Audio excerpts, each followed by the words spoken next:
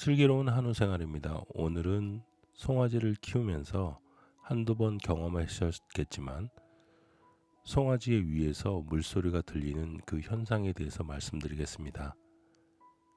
이런 경우에는 송아지를 살리기 매우 어려운데요. 왜 이런 현상이 나타나게 되고 어떻게 하면 조기에 발견해서 치료할 수 있는지 말씀드리겠습니다. 서두에서 말씀드렸다시피 여기에서 가장 큰 특징은 송아지 위에서 물소리가 들린다는 것입니다. 일반적으로 청진기를 통해서 몸 안에 있는 액체 소리를 들을 수 있는데 단순히 위를 흔들어서 밖으로 이 소리가 들릴 정도로 된다고 하면 소화되지 않은 우유가 위에 가득 찼다고 볼 수 있습니다. 이러한 송아지의 특징은 활력 저하를 들 수 있습니다.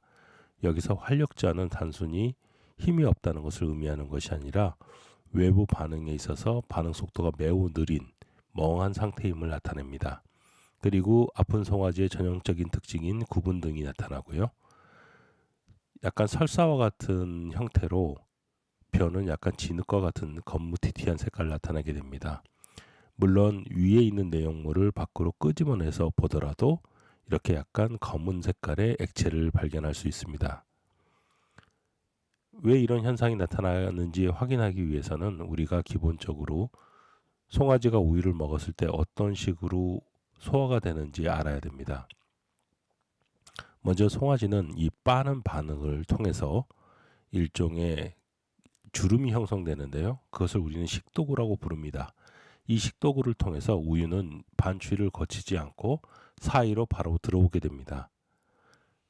그래서 이 그림과 같이 마셨던 우유는 반추위를 통하지 않고 사이로 들어오게 되는데 일반적으로 영상 촬영 때 사용되는 조영제를 통해 우유와 섞어서 촬영을 해보면 이 우유는 사이를 거쳐서 소장으로 가는 것을 확인할 수 있습니다.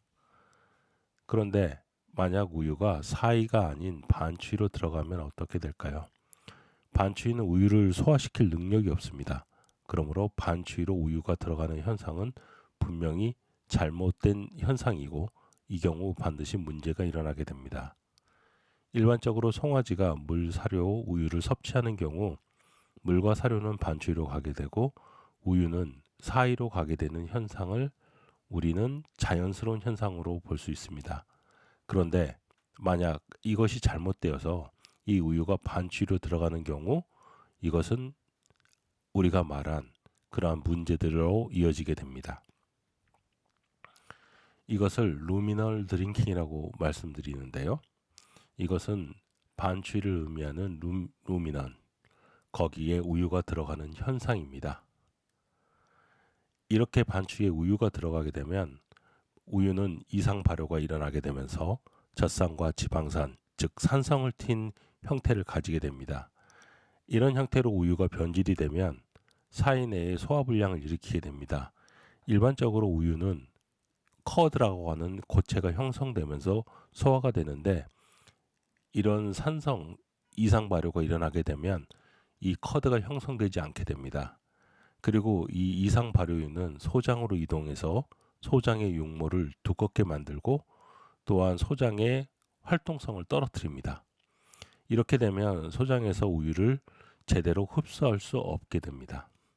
그리고 또한 전체적인 소화 속도가 느려짐에 따라서 우유를 계속 먹더라도 이게 밖으로 빨리 소화되지 않고 위내에서 계속 머무르게 되고 이런 이유로 우리가 밖에서 흔들어서 물소리를 듣게 되는 것입니다.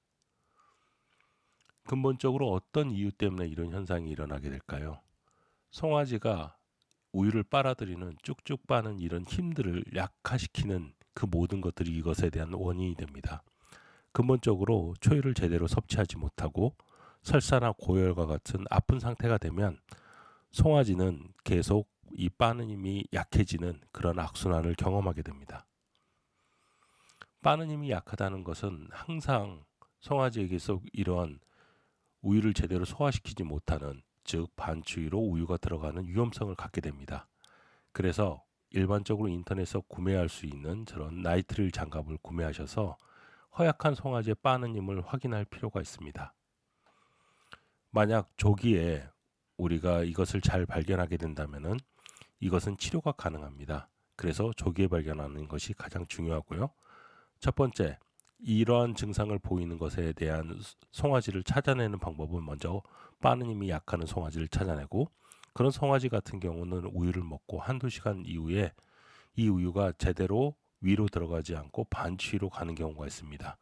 수의사를 불러서 청진을 해보면 이 소리를 청진기를 통해서 들을 수 있습니다. 이런 경우에는 치료하는 방법은 아주 간단합니다. 먼저 우유를 적게 자주 먹여야 됩니다. 그리고 이 식도구를 만들어줘야 되기 때문에 우유 급이 전에 손가락을 계속 빠는 이런 훈련을 시켜서 이 식도구를 좀 제대로 만들어주는 것이 중요합니다. 보통 10일 정도 이것을 지속하게 되면 자연치유가 가능합니다. 하지만 만약 제대로 치료가 되지 않을 것 같고 또한 이런 위험성이 있다고 하면 우유에서부터 사료로 전환시키는 이유를 최대한 빨리 시켜주는 것이 좋습니다.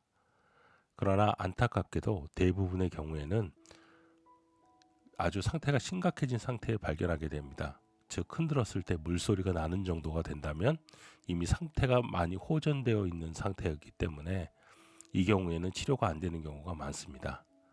이런 경우에는 그나마 해줄 수 있는 치료는 수의사를 불러서 위에 있는 내용물을 제거해주고 거기에 알칼리성 중조액을 경구 투여해줍니다.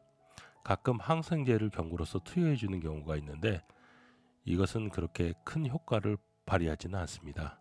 앞에서 말했던 것처럼 이렇게까지 진행된 경우에는 내우가 좋지 않는 경우가 많습니다. 그래서 근본적으로 송아지가 빠는 힘이 약해지는 것을 막는 것이 가장 중요합니다. 그래서 완벽한 초유급여를 하는 것이 중요하고 만약 초유급여가 제대로 되었다고 생각되지 않는다고 하면 분말 초유를 통해서 면역력을 확보해 주어야 됩니다. 그리고 의심되는 송아지는 손가락을 위생적으로 장갑을 끼고 빠는 힘을 확인할 필요가 있습니다.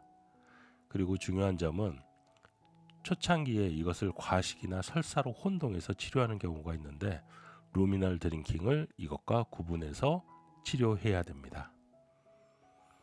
오늘의 내용이 도움이 되셨다면 많은 분이 보실 수 있도록 좋아요를 눌러주시고 여기에 대해서 궁금한 사항이 있으시다면 댓글을 통해서 문의해 주시면 제가 성심성의껏 답변 드리겠습니다. 오늘도 시청해 주셔서 감사합니다.